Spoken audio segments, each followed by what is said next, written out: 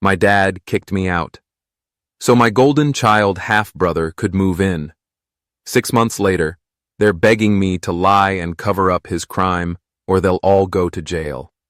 I'm a guy who turned 18 about 4 months ago. Around 6 months back, my dad kicked me out because my half-brother Derek, who's 24, decided to move back in. Derek didn't want to rent a place like most people would. Instead, he wanted to live with my dad. For a bit of background, Derek is my dad's son from his first relationship. His parents split soon after he was born, so they didn't have much of a bond back then. But Derek's a lot closer to my dad than he is to his mom, so growing up, we spent a lot of time together. He visited us more than was required by their custody agreement. I think he was supposed to be with my dad half the month, but it felt like he was always around. Maybe my mind's just playing tricks on me because I didn't exactly enjoy our time together. But my dad really pushed us to hang out. Derek didn't like me either. He saw me as competition. My mom passed away a few years back after a long struggle with lung cancer, and things between my dad and me started getting worse. Honestly, things were never great between us. I guess my dad didn't really want a kid like me. Or maybe he didn't want a kid at all. He treated me weirdly when I was little, almost like he didn't want me around. He'd be mad at me for the smallest stuff, constantly yelling. No affection was shown, and my attempts to win him over were met with coldness. With Derek, though, it was a different story. Whenever Derek was over, my dad turned into the dad I wished I had. He'd make us spend time together even though neither of us wanted to. Derek would bully me as a kid, always picking fights because he knew he could get away with it. When I complained to my dad, he'd just tell me to suck it up because that's how boys are supposed to play, and he didn't want me growing up to be a pansy. Eventually, I learned to just let it go. I wouldn't fight back because I didn't want to anger my dad. If Derek and I fought, I was always the one blamed, no matter what. It was obvious Derek was the favorite, not me. Derek being 6 years older didn't seem to matter. The bullying changed over time, too. When Derek started high school, he and his friends started picking on me at school instead. Up until then, school was my escape since we were in different schools. But once I joined middle school, he and his pals began to gang up on me, spreading nasty rumors and making my life miserable. They'd spread lies, calling me mentally challenged, and even used slurs, which made everything harder for me. By the time Derek graduated, I finally had some peace at school. I had a few friends, but the rumors did their damage. At home, nothing changed. Derek and my dad never missed a chance to make me feel small. The irony was, I wasn't dumb. I had pretty solid grades and excelled at science. But they didn't care. Derek was the football star and an excellent student, everything my dad could have hoped for. Meanwhile, I was just average in every way. They loved to remind me of that. My mom tried to defend me, but my dad was a smooth talker. He'd convince her they were just joking around. My mom was kind-hearted and... My mom was always such a sweetheart, you know? She was head over heels in love with my dad, so she never really saw the real him. But bless her heart, she always tried to defend me, and I really appreciated that. Sadly, it didn't do much good because Dad and Derek just kept on bullying me as long as they could. Eventually, Derek left for college and I could finally breathe a little. My dad was still around, but dealing with him without Derek's annoying presence made things a tad easier. Just as I thought life might calm down a bit, my mom got diagnosed with lung cancer. Man, that news hit us like a ton of bricks. It felt like our world just crumbled. If there was one thing my dad and I had in common, it was our love for my mom. So her diagnosis was rough on both of us. But instead of bringing us closer, Dad seemed to make everything worse. My mom was going through so much, but rather than us teaming up to put on a brave face for her, he started pulling away from her even more. In the past, he'd at least talk to me, usually to criticize me, but after the diagnosis, he acted like I just didn't exist. I get that we were both suffering in our own ways, but it would have been nice if her illness had brought us together somehow. But nope, my dad just couldn't stand the idea of me being happy. As Mom's health deteriorated, Dad's temper seemed to get worse, and it took a toll on me.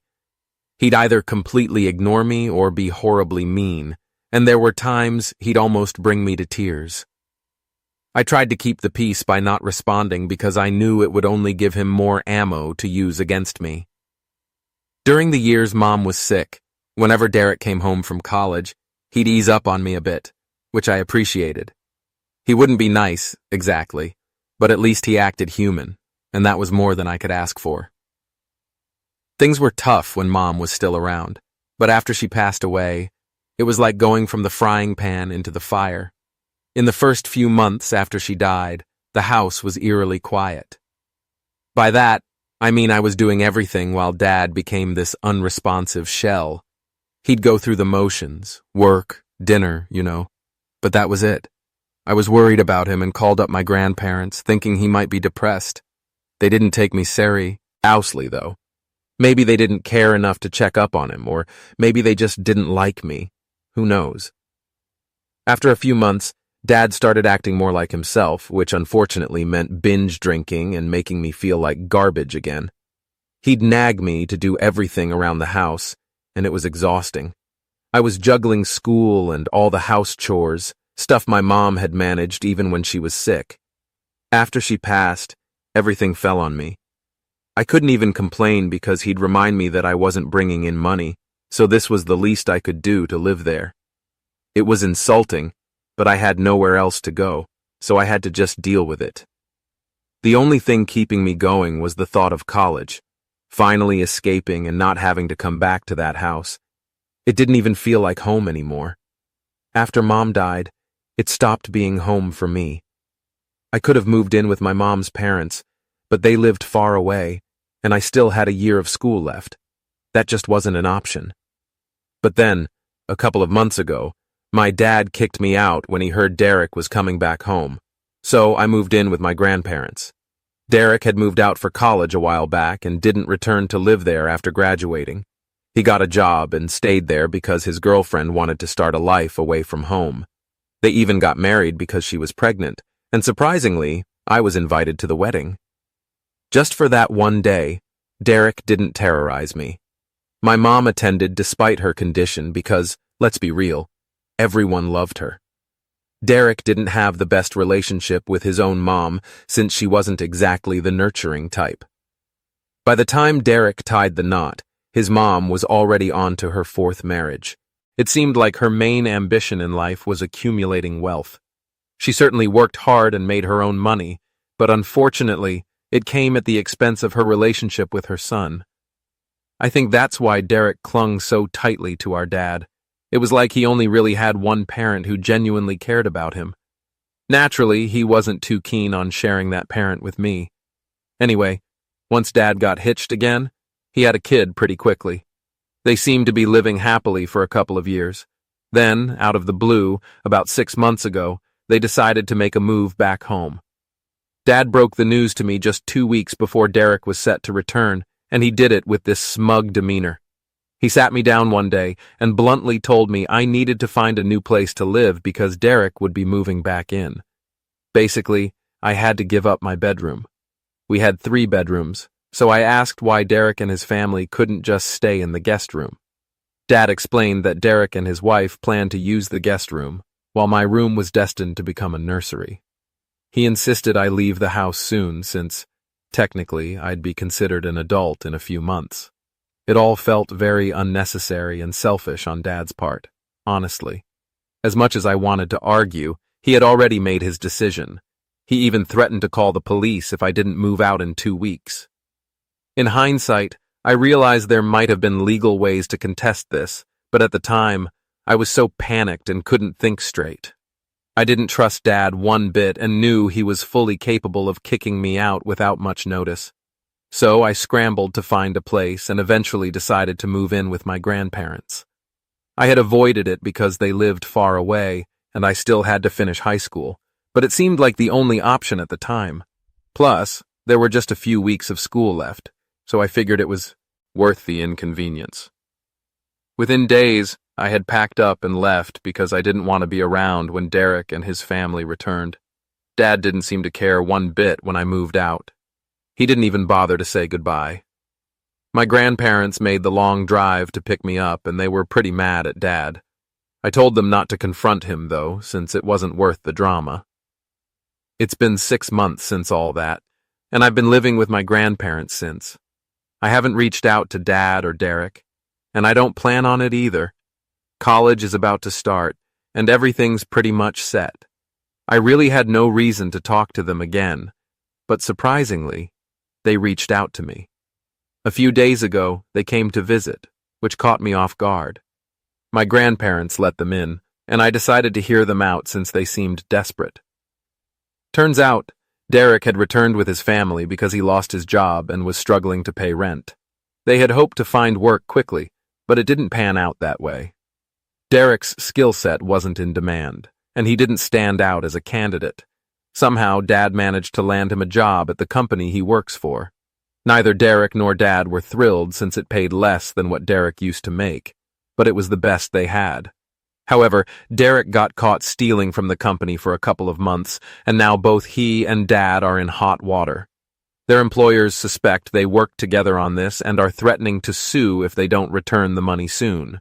They haven't been sued yet solely because the company's CEO was a good friend of my mom's, but even that can't last forever. Dad and Derek came to me, hoping I'd help them out by claiming they stole the money for my college fund, not personal gain.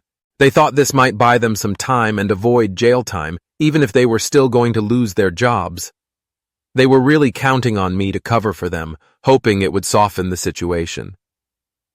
So here's what went down. They tried to play the victim card, acting all innocent while expecting me to jump in and help them out, despite how they've treated me my whole life. I couldn't believe they had the guts to even ask. I shut that down instantly, not even wasting time thinking about it. It was a crazy, half-baked idea that I knew wouldn't work. Their plan was just too absurd, and I didn't want to get mixed up in it. When I refused to be part of their scheme, they got all worked up, insisting that I had to help because otherwise, they might end up behind bars. They thought an old grudge was the problem, but I clarified that it wasn't just some petty issue from the past. My dad had only kicked me out recently, less than a year ago, so it was still pretty fresh for me. But honestly, that wasn't even my main reason for staying out of it. Their plan was just dishonest, and I couldn't support it. I knew my dad's boss, a close friend of my late mom. They grew up together, and I even called him uncle when I was a kid. My mom had convinced him to give my dad a job when things were tough for him. But now, instead of being grateful, Derek was trying to cause trouble for these people, and my dad wanted me to cover for him. I thought it was incredibly low and just couldn't bring myself to be part of it. So, I suggested they should pay back what they owed instead of piling on more lies.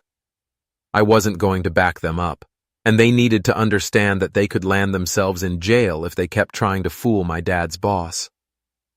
They should have been thankful for the chance to pay back the money and avoid a lawsuit, which would definitely ruin their future and send them to jail.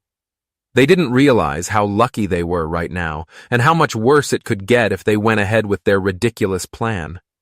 I tried to explain this, but my dad wasn't having it. He didn't want to hear my advice, just wanted me to agree with their plan. Then something weird happened. My dad started crying, which I had never seen before, and it was awkward. He said he counted on me because I was his son, and that he would have helped me if I were in his shoes. Derek echoed the same sentiment, begging me to help since I was well respected among my mom's friends.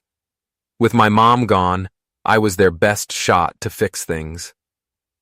Even though it was tough, I had to say no and encouraged them to come clean and pay back what they stole. They left upset, saying my refusal was due to the way they treated me as a kid, and they were disappointed with my actions. After they left, I couldn't stop thinking about it. The guilt was eating at me. Picturing them in jail felt wrong. But I knew I couldn't be part of something so illegal and unethical. It would be disrespectful to my mom and her friend. In the end, I made up my mind to stick with my decision not to help them. What they wanted was not only against the law, but it also went against my morals. If they want to stay out of jail, They need to sort this mess out themselves. They're not in dire straits. They have the chance to make things right by returning the money Derek stole without damaging their reputation. So really, there's no reason for me to feel guilty. Most people agree I should stay clear of this, not just because my dad and Derek weren't great people, but also because their actions were seriously wrong, and I wouldn't be able to live with that on my conscience. So, here's what's been going on. I feel like I'm on a whole different page than some people, you know? It's like we're just not cut from the same cloth. That's why I'm taking a step back from everything. Honestly, if they try to get in touch with me now, I'm just going to block them. I've already blocked them everywhere I can think of, but I'm pretty sure they'll try using different numbers or social media accounts to reach me somehow. My grandparents are in agreement with my decision because they've seen the mess these folks have made and think it's up to them to sort it out. They've treated me poorly for so long, it's unreasonable to expect anything from me now. Update 2. So, my dad texted me today, just as I had a hunch he might. It's been 8 days since he last visited, and we haven't spoken since. He used a number I didn't recognize to call, and I accidentally answered it. I hung up immediately when I realized it was him, but before I could block him, he managed to send me a text. He said he knows I don't want to talk about the situation any further, but he and Derek are in deep trouble because their boss is constantly on their case, threatening them with a lawsuit if they don't return the money. That made me feel really guilty, but I texted him back saying I couldn't help him and suggested he find another way to solve the problem instead of running from it. After I sent the message, I blocked him again. I really hope he gets where I'm coming from, although even if he doesn't, I hope he does the right thing. I would absolutely hate to have my dad end up in jail. Update 3. I haven't heard back from my dad yet, but my grandparents managed to get in touch with my mom's friend, who happens to be a CEO. We hadn't reached out to him before since he's a busy guy, and we didn't want to push too hard. But we needed some clarity, and talking to my dad or Derek just wasn't an option anymore. So, my NDPA had a chat with him, and he told us he still plans to file a lawsuit if the money isn't paid back in a few months. He did say he was willing to let things slide a bit because he had a friendship with my mom, but he can't just forgive the debt, which, honestly, I respect. He's being a lot more understanding than most people would be. He even said he was sorry that I was caught up in all this, but I assured him it's no big deal since I don't live with my dad anymore, and honestly, my dad kind of brought this on himself. We're not sure what's going to happen, but I think my dad is smart enough to figure out a way to pay back the money and avoid jail time. It might take a while, but I'm confident they'll manage it, so it's not something I'm losing sleep over. I also had a nice long conversation with my mom's friend. He mentioned that before she passed away, my mom had told him to keep an open door for me if I ever wanted an internship or a job for some quick cash. Knowing he's there for me, despite everything, is comforting. Even though she's gone, my mom's still looking out for me, and that really makes me happy. Let me know your thoughts in the comments below, and if you enjoy hearing stories like mine, don't forget to subscribe. See you next time.